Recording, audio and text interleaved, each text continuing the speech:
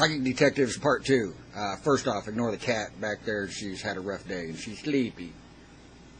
Lazy. Alright. Let's talk about someone by the name of Noreen Reiner.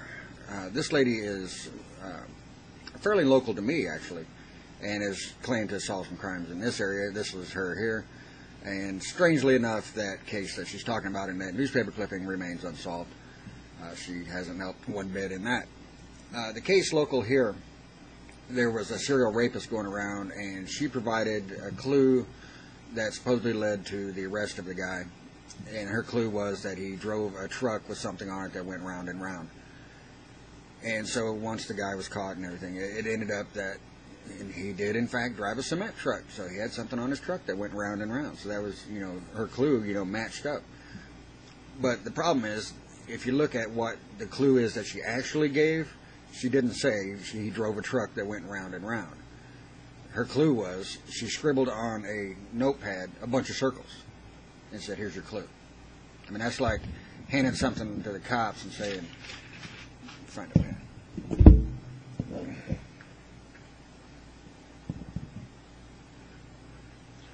All right, here's your clue. Go get the guy. What are the cops supposed to do with that? And she didn't say this is a truck, anything. She just drew circles on a piece of paper, handed it to the cops, and they look at it like, okay. Then after the fact, she finds something that she can fit to that clue. Well, he drove a cement truck. See, that's a circle going round and round, so that's obviously what that meant. And so that's the quality of the evidence that these psychics are providing. They're not providing anything that actually solves the crime. It's, after the fact stuff, things that they can kind of, line up. And it's nothing that actually leads to the arrest of anyone. So, I ran into some trouble getting the actual police reports from this local police department here that handled this case. And there seems to be some behind closed doors things going on, in my opinion. But since that's not provable, I'm not going to go with that. But other people have run into the same brick wall that I have with the police not releasing these notes and things. So, another episode of TV shows that feature her were the Sci-Fi Channel's show Sightings and the A&E channel The Unexplained. And both of these shows, oddly, are not available anywhere on the internet, so I cannot get clips from them, but I can get a local news station's clip of this particular case that we're going to discuss. So here's what we're looking at. Also, before I get too far into this, I want to go ahead and acknowledge the Tampa Bay skeptics and Gary Posner. I got a lot of my images of maps and some of the footage and audio of this case from them. So I'll put links below to their website if you want to read everything. And so they did a lot of footwork in this case. I didn't have to do much because they really covered this one, and it just hasn't gotten much publicity. So a lot of kudos to them. That's why we're on the subject of believers. You either are or you're not. That's right, Denise. Yeah. A whole lot of folks still scoff at these psychics, but there's a whole town in Levy County that swears by them. They believe because one psychic did what the local police, even the U.S. Navy, couldn't do alone. And as Dave Monsees reports in tonight's Primetime Extra, that psychic bored through 2 years of time, a lake and a limestone cliff to find someone missing since 1994. There are chills running up and down the spines of folks in tiny Williston because of the link between long-missing Norman Lewis, a crack Navy dive team, Williston's police chief, and this woman, a psychic who saw in her mind where Lewis could be found 2 years after he vanished. I could just sort of feel me going like in space. I was just like going, and then then it wasn't Noreen I wasn't him. I was Noreen, and I could just see the truck, and I could see it sticking up, and it must have gone head first. In her mind, Noreen Reiner rode in Lewis's pickup as he ran off the end of a limestone cliff and plunged into the murky waters of a flooded quarry. That's where Navy divers found Lewis still in his truck. An astonishing number of clues from the psychic, all of them pinpoint accurate, led the divers to find Lewis's remains after little more than a day of searching this 400-acre lake. Noreen Reener said searchers would find Lewis submerged beneath a limestone cliff near railroad tracks and a bridge. The morning of the second day, video taken by the county sheriff's office shows Lewis's pickup with him still inside being pulled out of the water. The psychic also kept repeating two numbers she saw, 21 and 45, over and over again. Well, with the discovery of Lewis's remains, the numbers suddenly made sense, as did another clue that he'd be found close to home. US 41 North, that runs right past the entrance to this quarry, is known as State Road 45. The 21 comes back to us now only after we recovered the body, and we took the distance from Mr. Lewis's house where he was last seen to the point where we found the vehicle right here, and it's 2.1 miles. Now, one of the problems some of the skeptics had was that not all of the visions the psychic had could be immediately verified. One thing she said that they would find was a set of railroad tracks right next to the scene where the man died. Well, no one could find any railroad tracks. Not until they had to start widening this access road here and digging down a bit. Guess what they found? A set of railroad tracks over 70 years old that had been abandoned and buried under 2 to 3 feet of earth. Another clue that amazed Police Chief O.W. Slaughter was that the psychic saw a bridge nearby. Turned out he'd passed it countless times and never saw it. On the access road to the quarry, an old wooden truck scale that smacks for all the world of a bridge if you take the time to stare at it. Suddenly, the town of Williston became a town of converted skeptics. I think skepticism is healthy. I think that once the police work with me, when they start, they're skeptical, which is fine. But by the time we're through with the case, they know there's no way I could have guessed. All Reener does is work with cops on murders and missing persons. No tarot cards, no crystal balls. She just tells cops who contact her, this is what she sees. That Navy dive team, by the way, that protects presidents and disarms mines and bombs underwater, is now a team of believers. Oh, you'd be a fool not to. And I hate to admit it. Believe me, I hate to admit this. You know, I'm as conservative as they come. I mean, I've been doing this for 25 years. Yeah. I've been doing this. You're a top-of-the-line crack Navy diver, right? Hard as nails. You dive in places nobody ever want to go into, and now you believe in psychics. And I believe in psychics. No one really knows why Norman Lewis drove his truck off the cliff 2 years ago, not even the psychic. But maybe his desperate struggle to escape the truck made Reener's vision all that more clear. The driver's door handle had been opened from the inside, jammed open because the impact forced the front bumper up against the door. And even now, that door won't open. Perhaps screams of sheer horror gave the psychic a homing point, a target that she hit dead on. Dave Monsees, Channel 13 Eyewitness News. So there we have it. Pretty impressive. The cops are just completely baffled. They have no idea where this guy could have gone, no reason why he's gone, no nothing like that. And so they end up just having to call a psychic because they're just stumped. Problem is, we have a handwritten police report by the investigating officer that worked with the psychic, dated 2 months prior to them making a phone call to the psychic. And let's see what it says. All right, so here we have the police document. And it's kind of difficult to read in this guy's handwriting, and there's some errors and things like that. So I'm going to try to read this and narrate it.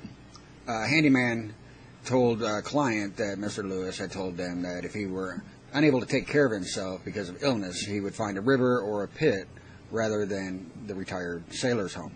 When he says sailor's home, he means the local retirement home. 4 days before his disappearance, Lewis told this handyman that if his health were failing, he would never be cared for by relatives or submit to the sailor's home. There were too many pits and canals for that to happen. He related the last conversation he had with Norman Lewis, indicating it took place approximately 3 weeks before his disappearance. He said that Norman seemed agitated and dissatisfied with his life, having problems with his girlfriend. Relating she did not make him feel needed, and he told the handyman not to get old and made some references to knowing every rock pit in the county. So 2 months prior to the police calling this psychic, they have a report that this guy was threatening to commit suicide in one of these pits or canals located in the area. Because if you look at a map of the area, it's dotted with these canals and things. But is that what we're told in the news clip? No one really knows why Norman Lewis drove his truck off the cliff 2 years ago, not even a psychic. So it seems we're not being given all of the information in this news report or in the TV show Sightings or The Unexplained. And are these cops complete idiots? Just because they're police officers doesn't mean they're intelligent, doesn't mean they're credible. I know plenty of police officers. Some of them are great guys. Some of them are absolute morons. They just happen to have the job. But we've got a missing man. We have a missing truck. And now we have a report that says he threatened to commit suicide in one of these gravel pits or canals. So how big of a stretch is it to make that connection? Any detective worth his weight would make that connection. But apparently these guys don't. He just vanished off the face of the earth. We have no reason to even look in one of these pits because, why would we? Even though we have a report that says he threatened to commit suicide in one, why would we even look there? I mean, are these the dumbest cops on the face of the earth? So even if this lady wasn't psychic, even if she was just an out-of-towner with some common sense, she could have figured this out. Or at least had a pretty good idea of where to look. So let's look at her evidence, or the clues that she gives, and see if they're worth anything. The psychic also kept repeating two numbers she saw, 21 and 45, over and over again. So she's repeating the numbers 21 and 45, and the road just happens to be State Road 45.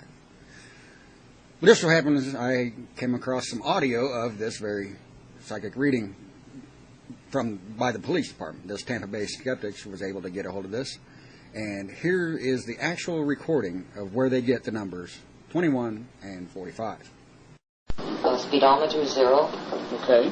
Front of the house. Okay. Go, go, go, go, go. Maybe 4, maybe 5. Okay.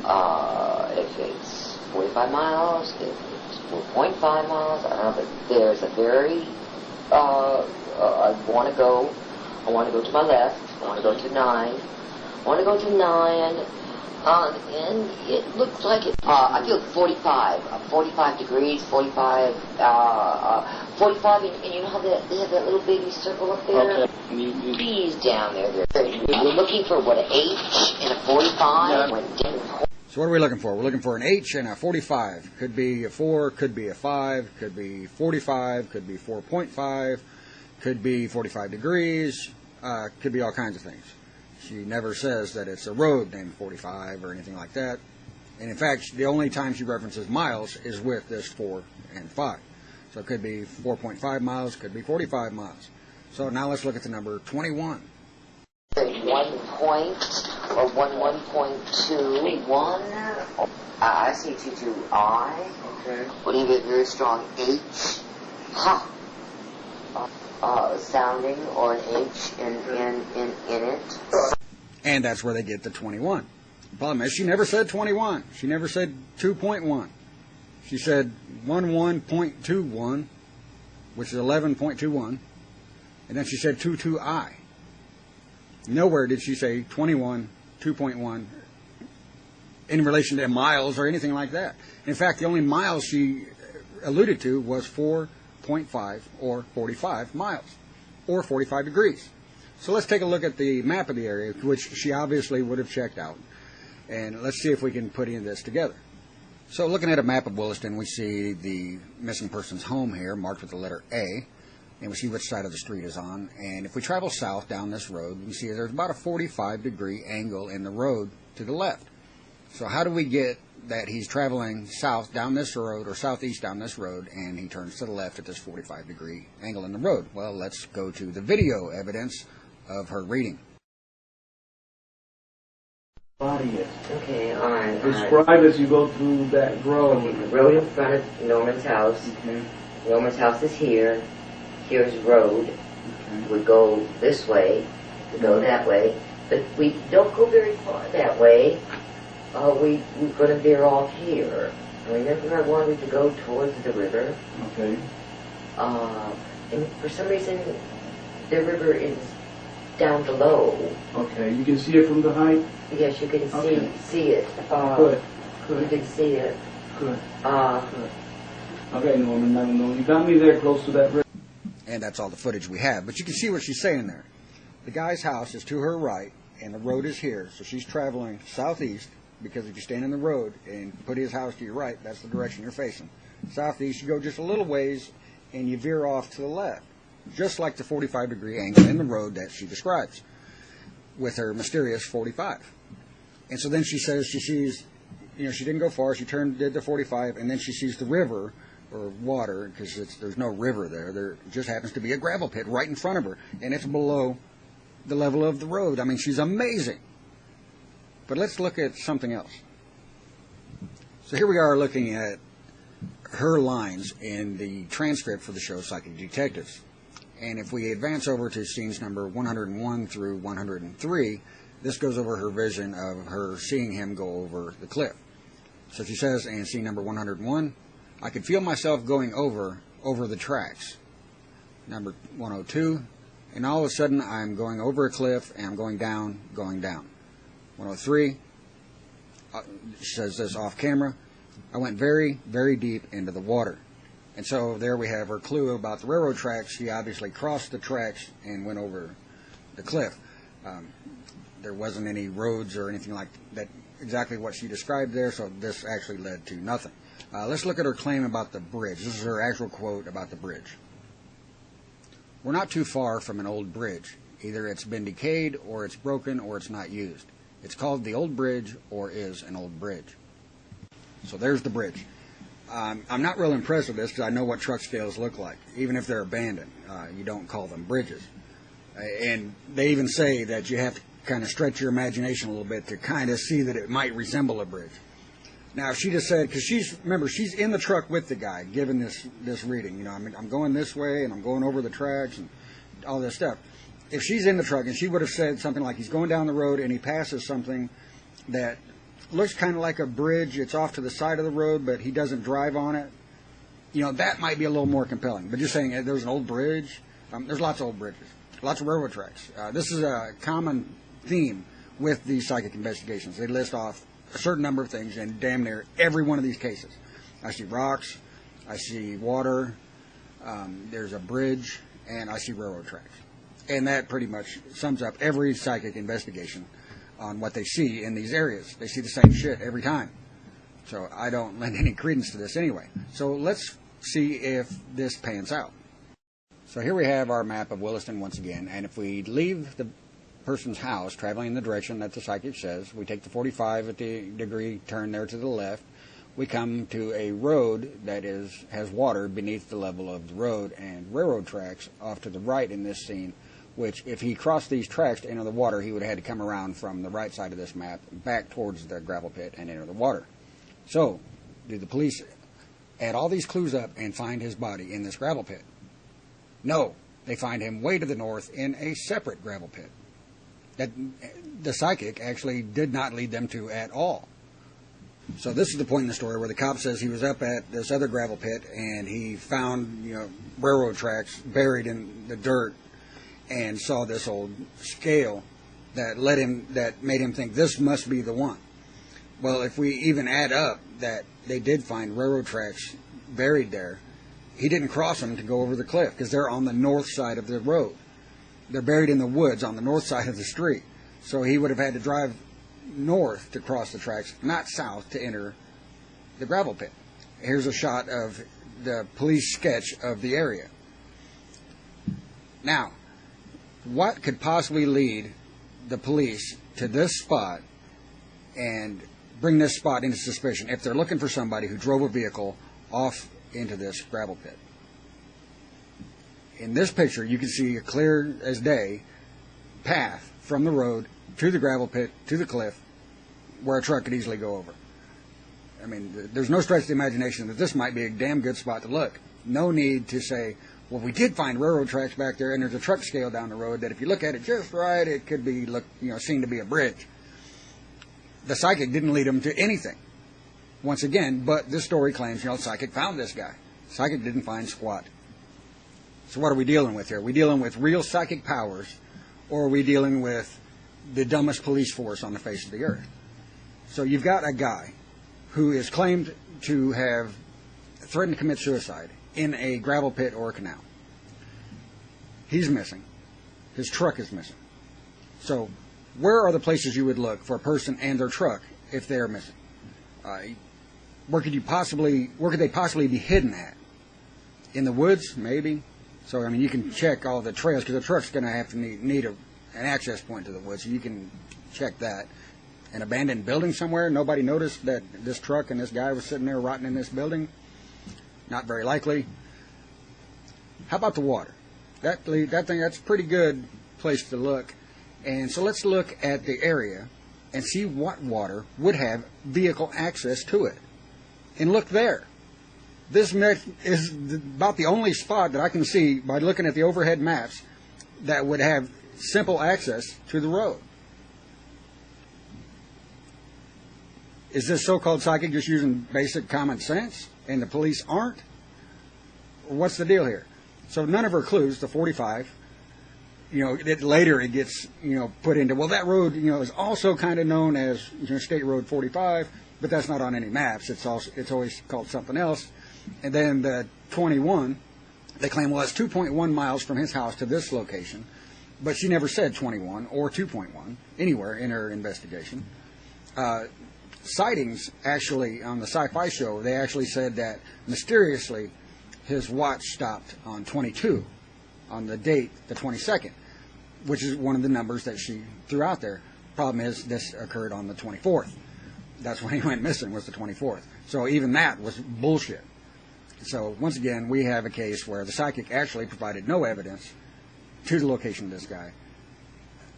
And if the police went by what she said to find the guy, they are extremely lucky and are absolutely retarded. They're stupid. They all need to lose their jobs and be replaced with people who can actually figure some of this stuff out. So when it comes to psychic detectives and psychics, Sylvia Brown is just thrown out there all the time. She's always on Montel and everything like that. Well, while she was on her run of Montel, she mentioned 115 cases that she worked on. Over the spirit of time she spent showing up on Montel's show, she talked about 115 cases. Those 115 cases have been looked at by Joe Nickel and some other people, and 85 of those cases remain unsolved. She was of no help to solve those cases. They're still unsolved. Of the ones that are solved, after she made her predictions, none of her evidence helped at all. And in some cases, she was completely wrong. The Sean Hornbeck case, she told the parents that he was dead, and come to find out he wasn't dead. They found him, a couple years later. And it's just one thing after another. But the clip of her that really just makes me want to puke is this one. I lost my boyfriend tragically a few years ago. They never found him. And I've had such a hard time since, every day. The reason why you didn't find him is because he's in water. And find him in water, it's like the girl that's missing in Aruba. You can't find somebody. Well, it was September 11th. There was no, he was a fireman, but there was no, see, I keep seeing him in water.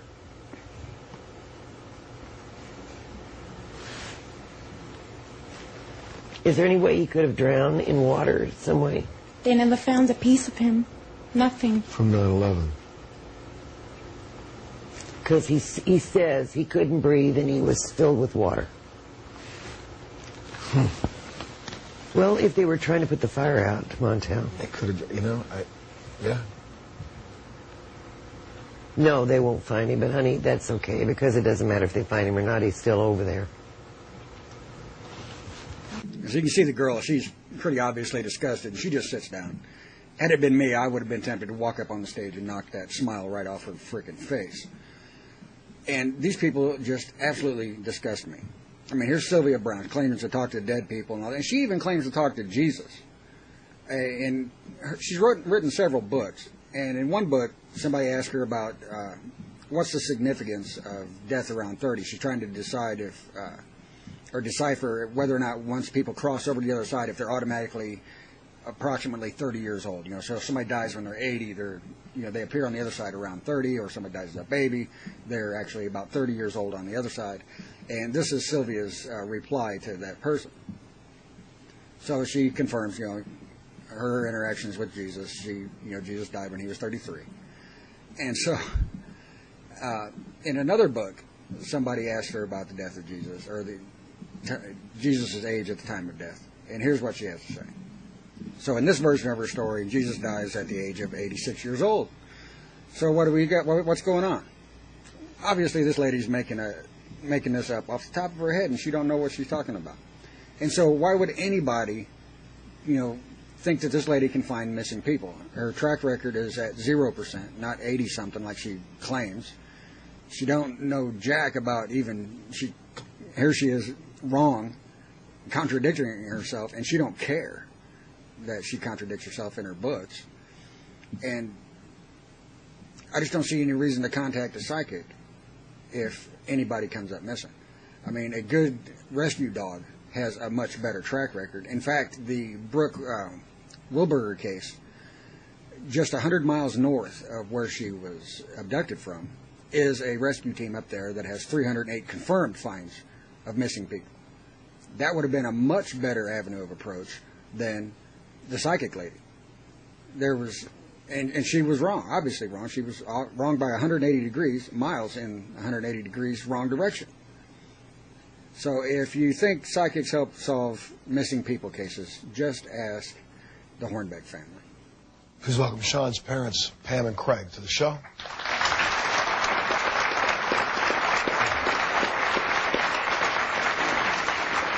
You have done everything, almost everything conceivably possible to at least try to find a clue, something, from organizing search parties, and the community has gotten involved, and still yet not even a whim, is there?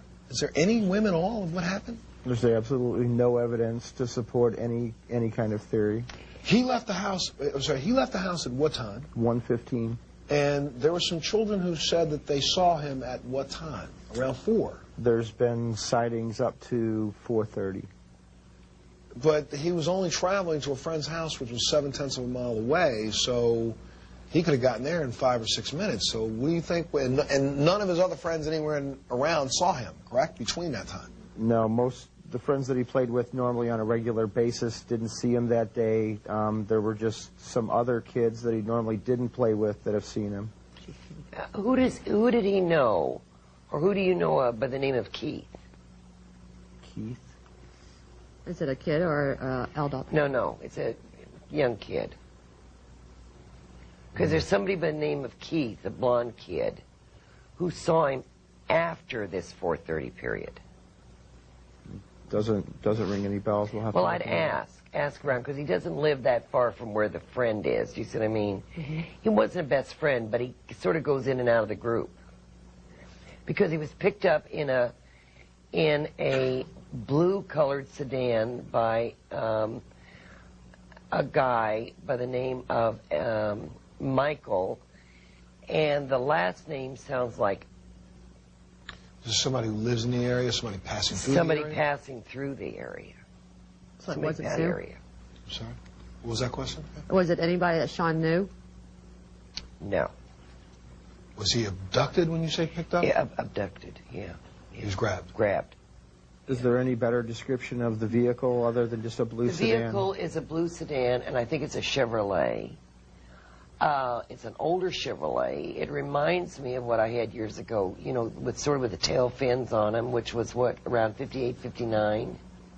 So an old model car. Old model car. I think they called them, what were they, Impalas? Were they Impalas? Yeah. Mm-hmm. Pretty sure it was Impala. Is there any kind of a description of the person driving the car? Yeah. The guy was dark-skinned, although he wasn't black. He was more Hispanic looking. Had real long, dark hair. And strange enough, Hispanic, but he had dreadlocks.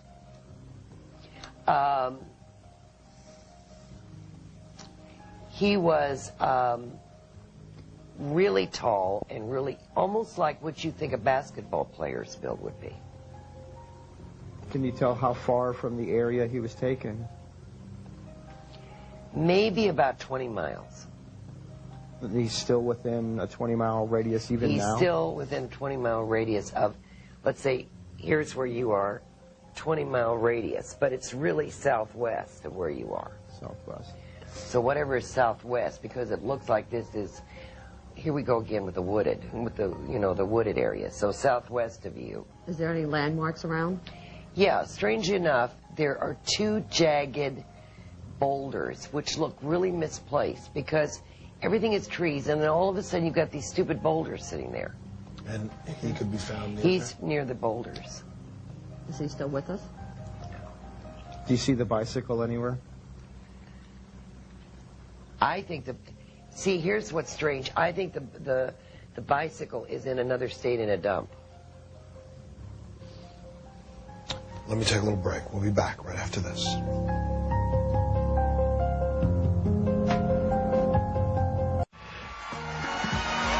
In the months after Sean Hornbeck disappeared, his parents were desperate. You would think that eventually you would find some evidence or find someone that saw something happen, or some little clue to give you some kind of an indication as to what really happened. And right now we have nothing. They turned to the Montel Williams Show and self-professed psychic Sylvia Brown for help. That's when they got the worst possible news. Is he still with us? Brown told them their son's body could be found about 20 miles southwest of their home in a wooded area near 2 jagged boulders. But Sean Hornbeck was found alive in Michael Devlin's apartment about 50 miles northeast of their home. His parents will never forget the pain they say Sylvia Brown caused them. Hearing that was one of the hardest things we ever had to hear. Brown makes no promises about being right all the time, but by her count, she's solved hundreds of cases. Do you ever work with, like, police? Oh, yeah, I have 250 cases, in fact, right on my, there's a lot of cases I've solved right on Montel's show.